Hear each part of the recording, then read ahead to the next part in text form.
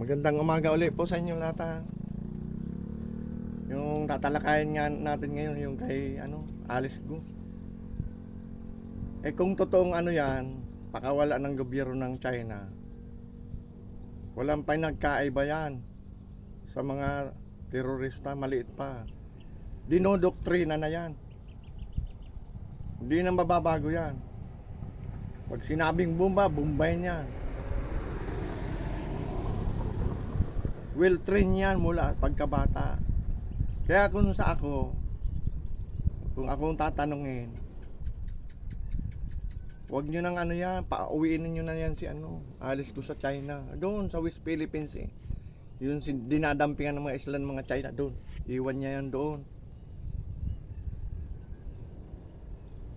Kahit makawala yan, ganun pa rin yan.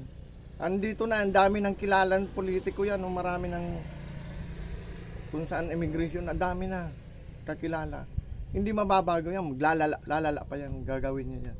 Paikot-ikutin lang tayo yan mga Pilipino. Kaya ang pinakamainam dyan, yung mga niya, mga ipinundar niya rito, iwan dito. Pakinabangan ng gobyerno, pauwiin na yan. Wala namang kwenta yan.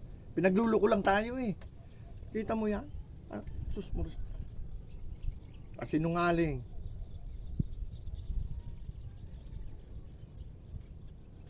Walang kwentang tao yan. Kaya pabalikin nyo na yan. Sa China. Yung mga ari-arian yan, press na, pakinabangan ng gobyerno. Yung mansion yan sa Tarlac, idonasyon sa munisipyo, sa probinsya.